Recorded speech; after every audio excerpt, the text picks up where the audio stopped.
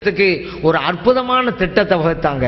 என்ன திட்டம்? அறிவொளி திட்டம்னு இன்னைக்கு நம்ம பேசிக்கிட்டு இருக்கிறோம்ல, அது 1400 ஆண்டுகளுக்கு முன்னாலேயே இந்த அகிலத்திற்கு அறிமுகப்படுத்தினார்கள் நபிகள் நாயகம் ஸல்லல்லாஹு அலைஹி வஸல்லம் அவர்கள். என்ன திட்டம் தெரியுமா? அந்த கைதிகளில் ஒவ்வொருவரும் மதீனாவில் இருக்கக்கூடிய சிறுவர்களுக்கு எழுத படிக்க 10 சிறுவர்களுக்கு எழுத படிக்க கற்றுக் கொடுத்துட்டு அவங்க விடுதலை வாங்கி போயிடலாம் அப்படின்னாங்க. அதன் பிறகு அந்த மாதிரி கற்றுக் கொடுத்தாங்க. அந்த கைதிகள் எல்லாம் விடுதலை வாங்கி சென்றார்கள். இப்படிப்பட்ட அற்புதமான திட்டத்தை கைதிகள் விஷயத்தில் நடத்தி காட்டினார்கள். கைதிகளை எல்லாம் ஆசிரியர்களாக மாற்றி காண்பித்தார்கள். அதுதான் இஸ்லாம்ங்கிறது. ஆனா இன்னைக்கு ஈராக்கில் போர் கைதிகளை எல்லாம் அவமானப்படுத்துகிறார்கள். சொல்லி காட்டும் மேடையெல்லாம் சொல்ல முடியாது. எப்படிங்க அவமானம் சொல்ல முடியாது. அப்படி எப்படிப்பட்ட காட்டு பிராண்டிகள் இந்த வெள்ளையர்கள் மேற்கத்தியர்கள் அப்படிங்கிறத நம்ம புரிஞ்சு கொள்ளணும். அப்ப ஸல்லல்லாஹு அலைஹி வஸல்லம் அவர்கள் கைதிகளில் கூட நல்லவர்கள் இருக்கிறார்கள், கல்விமான்கள் இருக்கிறார்கள். அந்த கல்வியை நம்ம பயன்படுத்தணும் அப்படின்னு சொல்லி பயன்படுத்தி கொண்டார்கள். எழுத்தறிவு ரொம்ப முக்கியங்க. ஏன்னா அந்த கைதிகள் எல்லாம் இஸ்லாமிய கல்வியை கற்றுக் கொடுத்துருக்க மாட்டாங்க. ஏன்? அவர்களெல்லாம் இஸ்லாமியர்களே இல்லையே. அப்ப அவங்க எல்லாம் எதை படிச்சு கொடுத்துருப்பாங்க? உலக கல்வியை தான் படிச்சு கொடுத்துருப்பாங்க. உலக கல்வி நமக்கு வேணும் அப்படிங்கிறத இந்த நிகழ்வு கூட நமக்கு சொல்லி காட்டுகிறது. எழுத்தறிவு இல்லாதவர்கள் இன்னும் கூட எத்தனை பேர் இருக்கிறாங்க நம்ம சமுதாயத்தில். நம்ம சமுதாயத்துன்னு சொல்லக்கூட தேவையில்லை, நம்ம நாட்டில் நிறைய பேர் இருந்துகிட்டே இருக்கிறாங்க. படிக்க தெரியாது, எழுத தெரியாது.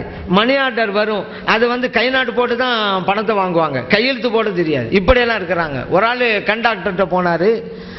கண்டாக்டர் கண்டெஸ்ட் பண்றதுக்காக வேண்டி கிளாஸை போட்டு அந்த எழுத்தை காமிச்சு படிங்கன்றாரு. இவர் தெரியலன்றாரு. அதுக்கடுத்து அதை விட பவரான கிளாஸை போட்டு உப்ப படிங்க, தெரியலன்றாரு. அதை விட பவரான கிளாஸ் தெரியலன்றாரு. இருக்கிறதுல ஆக பவர் கூடனது அதை போட்டாரு. இப்போது படிங்க, தெரியல அப்படின்றாரு. உங்களுக்கு கண்ணே தெரியலன்றாரு டாக்டர். அவர் சொன்னாரு, எனக்கு கண் தெரியும் டாக்டர், படிக்க தான் தெரியாது அப்படின்னா. படிக்க தெரியாத ஆளை போய் படினா என்னத்தை படிப்பான்? எவ்வளவு பேர் கிளாஸ் போட்டா என்ன பிரயோஜனம் இருக்கு? அதான் படிக்க தெரியாதுல்ல. நம்ம கிராமங்கள் கூட பார்க்கலாம். அவங்க எல்லாம் பக்கத்தில் உள்ள டவுனுக்கு போவாங்க. அந்த ஊர்ல இருந்து டவுனுக்கு போயிடுவாங்க. ஏன்னா ஒரு பஸ் தான் வரும், ஏறி போய் இறங்கிடுவாங்க. டவுன்ல இருந்து ஊருக்கு வர்றதுக்கு பஸ் தெரியாது, படிக்க தெரியாது. எந்த பஸ் எந்த ஊருக்கு போகுது பக்கத்துல கேட்காங்க, ஏங்க இது எந்த ஊருக்கு போகுது கேட்பாங்க. இன்னும் சில பேர் இந்த பஸ்ஸுடைய கலரை வச்சு முடிவு பண்ணுவாங்க. ஒரு சிவப்பு கலர் பஸ் வரும், நம்ம ஒரு பஸ் வச்சு ஏறி உட்காந்துருவாங்க.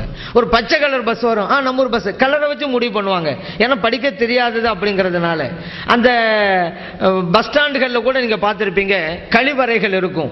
அதுல ஆண்களுக்கு ஒரு இடம், பெண்களுக்கு ஒரு இடம் பிரிச்சிருப்பாங்க.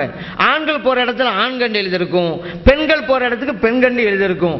அத்துடன் ஒரு படமும் போட்டிருக்கும். ஆண்கள்ங்கிற இடத்துல எழுதி ஒரு ஆம்பளை படம் போட்டிருக்கும், பெண்கள்ங்கிற இடத்துல பெண்கண்டு எழுதி ஒரு பெண்புல படத்தை போட்டிருக்கும். காரணம் என்ன? படிக்க தெரியாதவர்கள் இந்த நாட்டிலே நிறைய பேர் இருக்கிறார்கள். அப்படினாலதான். வெறுமனே எழுதுனா எப்படி படிச்சு யாரும் எங்க போக முடியும்? படத்தை பார்த்து புரிஞ்சுக்கிறோம், இது ஆம்பளை போறது, இது பொம்பளை போறது. இப்படி போட்டும் கூட சில பேர் மாறி போயிடுறான். கண்ணிருந்தும் குருடர்களாக சில பேர் இருந்துகிட்டு இருக்கான்னு வச்சுக்கிறோங்க. இப்படி அதே போல இந்த பஸ்ல ஏறி உட்கார்ந்த பிறகு கூட பெண்கள் தனியாக உட்காருவதற்கு என்று பெண்கள் பகுதின்னு ஒன்று இருக்கும். அதுல பெண்கள் எழுதி பக்கத்துல ஒரு பொம்பளை படத்தையும் போட்டு வச்சிருப்பாங்க. ஏன்னா பஸ்ல ஏறுகின்ற எத்தனை பேர் படிக்க தெரியாம இருக்கிறாங்கல்ல, எப்படி பெண்கள் பத்தி வழங்கிடுவாங்க. அதனால பொம்பளை படம் போட்டிருக்கும். இது வரைக்கும் பரவாயில்லை. இன்னும் சில பஸ்ல இந்த பெண்கள் எழுதாம பூவையர் அப்படின்னு எழுதி வச்சிருப்பாங்க. பெண்களையே படிக்க தெரியாம உட்கார்ந்துகிட்டு இருக்கான். இது பூவையர். பூவையருக்கு எத்தனை பேருக்கு அர்த்தம் தெரியும்? இன்னும் சில பஸ்ல பார்க்கலாம், கரம் சிரம் புறம் நீட்டாதே அப்படின்னு போட்டிருப்பான். என்ன உள்ளதே படிக்க தெரியல. அப்ப கரம் சிரம் புறம்டா என்ன? ஏன்னா பஸ்ல போறவங்கலாம் டிக்ஷனரியோட போறான், தமிழ் அகராஜ கையில் வச்சுக்கிட்டே போறான், பார்த்துக்கிட்டு மீனிங்கை பார்த்து புரிஞ்சுக்கிறதுக்கு. ஆனா கையையும் தலையும் வெளியே நீட்டக்கூடாது எழுதி வைக்க வேண்டியது தானே சிம்பிளா. ரொம்ப அடுக்குமொழியிலையும் சுத்த தமிழ் எழுதி வைக்கிறாங்களாம், கரம் சிரம் புறம் நீட்டாது என்று. இப்படி அறியாமையிலே படிக்க தெரியாதவர்கள் இன்றைக்கு இருக்கிறாங்க. அதையெல்லாம் மாற்றுங்கிறதுனாலதான் அறிவொளி திட்டத்தை உண்டு பண்ணியிருக்கிறாங்க. இதை அகிலத்திற்கு அறிமுகப்படுத்தியவர்கள் அண்ணலம் பெருமானார் நபிகள் நாயகம் ஸல்லல்லாஹு அலைஹி வஸல்லம் அவர்கள். அந்த யுத்தத்திலே கூட கைதிகளாக பிடிக்கப்பட்டவர்கள் எந்த அளவிற்கு கண்ணியத்தோடு நடத்தப்பட வேண்டும்ங்கிறத இந்த அகிலத்திற்கு சொல்லிக் கொடுக்கிறது இஸ்லாம்.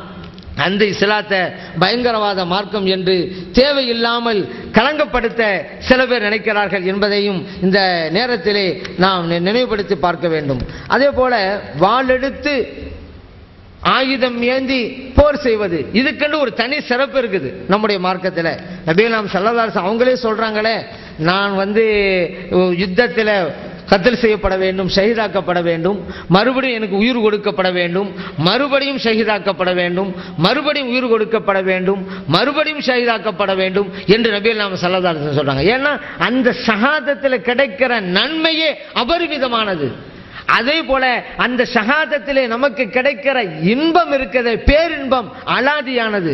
அதனால தான் ஸல்லல்லாஹு அலைஹி வஸல்லம் அவர்கள் அதை விரும்பினார்கள்.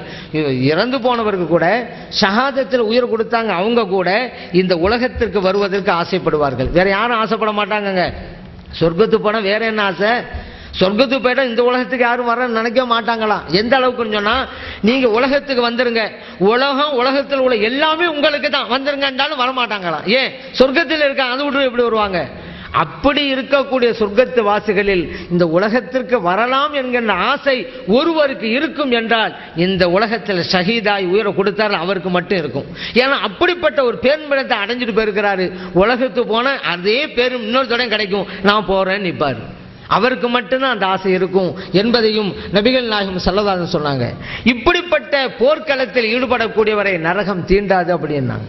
எந்த அளவுக்கு அப்படின்னு கேட்டா, போர் களத்திலே எழுகின்ற புழுதி, அதே போல நரகத்தினுடைய புகை, இந்த இரண்டும் ஒரு மனிதனிடத்திலே ஒன்று சேராது என்றார்கள். அப்படின்னா யுத்த களத்தில் இறங்கிட்டு அந்த ஆள் நிச்சயமாக நரகத்துக்கு போகவே மாட்டாருங்கிறத நபிகள் நாயகம் ஸல்லல்லாஹு அலைஹி வஸல்லம் அவர்கள் மிக தெளிவாக சொன்னார்கள். அதே போல அந்த காலத்தில் சஹாபியத்து பெண்மணிகள் எல்லாம் தங்களுடைய மகன்களை எல்லாம் போருக்கு அனுப்பி வச்சாங்க. அவங்க ஷஹீதாயிட்டா சந்தோஷப்பட்டாங்க. இன்னும் சொல்ல போனா அவங்களுடைய மறுமை வாழ்வு எப்படி இருக்கிறதுங்கிறத அறிந்து கொள்ளும் ஆசைப்பட்டாங்க. உம்மு ஹாரிஸா ரலியல்லாஹு அன்ஹா நபிகள் நாயகம் ஸல்லல்லாஹு அலைஹி வஸல்லம் அவங்ககிட்ட வந்து, யா ரசூலல்லாஹ், என்னுடைய மகன் ஹாரிஸா பத்ரு யுத்தத்தில் பங்கெடுத்தாங்க, அவங்க ஷஹீத் ஆயிட்டாங்க, இப்போ அவங்க எங்க இருக்கிறாங்க? சொர்க்கத்தில் இருக்காங்களா அல்லது சொர்க்கத்தில் அல்லாத வேற இடத்துல இருக்காங்களா? சொர்க்கத்தில் இருந்தா நான் மகிழ்ச்சியோட பொறுமையோட இருந்துருவேன், இல்லைன்னு சொன்னா அப்ப அழுவேன் அப்படிங்கிறாங்க. நபிகள் நாயகம் ஸல்லல்லாஹு அலைஹி வஸல்லம் சொன்னாங்க, அவங்கள பார்த்து, உம்ம ஹாரிசாவே, சொர்க்கம்னு கேட்டீங்களே, அந்த சொர்க்கத்தில் பல வகை உண்டு, பல சொர்க்கங்கள் உண்டு. உங்களுடைய மகனார் ஹாரிசா ரலியல்லாஹு அன்ஹு உயர்ந்த சொர்க்கம் ஃபிர்தௌஸிலே இருக்கிறார்கள் அப்படிங்கிற நற்செய்தி சொன்ன உடனே உம்மு ஹாரிசா ரலியல்லாஹு அன்ஹா சந்தோஷம் அடைந்தார்கள். இந்த ஹதீஸ் புகாரிலே பதிவு செய்யப்பட்டிருக்கிறது.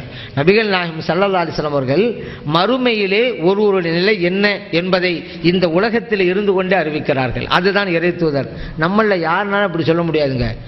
சில பேர் நம்மளாம் சொல்லலாம் அப்படி இப்படின்னு, சிலதான் நம்மள மாதிரி அப்படி சொல்லுகின்ற கூட்டமும் இருக்குது. அவங்களுக்கெல்லாம் இல்முல் கைபே இல்லைங்க என்று ஒரு கூட்டம் இன்னைக்கு சொல்ல ஆரம்பித்து விட்டது. ஏற்கனவே ஒரு கூட்டம் சொல்லுது, உங்களுக்கு தெரியும்.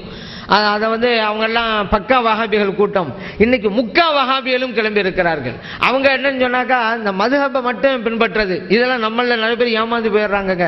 ஷாஃபிங்கிறாங்களே, ஹனபிங்கிறாங்களே அப்படின்னு நினைச்சுக்கிட்டு அவங்கெல்லாம் சுன்னத் ஜமாத் நினைச்சுக்கிட்டு போயிடுறோம். வஹாபியில ரெண்டு வகை இருக்கிறாங்க, முக்கா வஹாபி, பக்கா வஹாபி. மதுஹபையும் கூட பின்பற்ற மாட்டோம் என்று சொன்னால் அவர்கள் பக்கா வஹாபிகள். மதுஹபை பின்பற்றிக்கிறோம், மௌலிது தான் கூடாது. மதுவை பின்பற்றிக்கிறோம், மீலாது தான் இல்லை. மௌலிதை மதுவை பின்பற்றுவோம், உருசுங்கிறதெல்லாம் இல்லை. இந்த ஸல்லல்லாஹு அலைஹி வஸல்லம் அவங்களுக்கு இல்முல் கைப் மர்வான ஞானமெல்லாம் இல்லை என்று சில பேர் சொல்றாங்க பாருங்க. இவர்கள் தான் முக்கா வஹாபிகள். இருவரையுமே நாம் அடையாளம் கண்டுகொள்ள வேண்டும். ஸல்லல்லாஹு அலைஹி வஸல்லம் பாருங்க, ஒரு இறந்து போனவர் எங்கே இருக்கிறார் அதை சொல்ல முடிகிறது. யார் சொர்க்கத்துக்கு போவாங்க சொல்லி இருக்கிறாங்கல்ல ஸல்லல்லாஹு அலைஹி வஸல்லம் அவர்கள். நம்மளாம் அப்படி சொல்ல முடியுமா? நம்மளை பற்றி நம்ம சொல்ல முடியாதுங்க.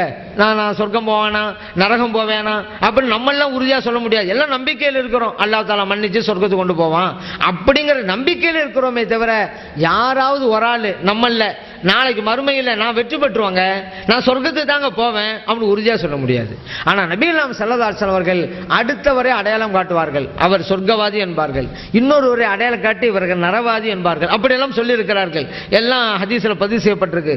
அபூபக்கர் ஃபில் ஜன்னா, உமர் ஃபில் ஜன்னா, உஸ்மான் ஃபில் ஜன்னா, அலி ஃபில் ஜன்னா என்று நபிகள் நாயகம் ஸல்லல்லாஹு அலைஹி வஸல்லம் சொன்னாங்க. இவர்கள் எல்லாம் சொர்க்கத்துக்குரியவர்கள் என்கிறார்கள் இந்த மண்ணிலே இருந்து கொண்டு. அதே போல நரகவாதி அடையாளம் காட்டினார்கள். ஹுனைன் யுத்தத்தில் புகாரிலே பதிவு செய்யப்பட்டிருக்கிறது. இவர் நரகவாதி என்றார்கள். இஸ்லாமிய தரப்புல இருந்துதாங்க சண்டை போடுறாரு, நரகவாதிங்கிறாங்க நபிகள் நாயகம் ஸல்லல்லாஹு அலைஹி வஸல்லம் அவர்கள். காரணம், கடைசியில் அவர் தற்கொலை பண்ணி கொள்கிறார்.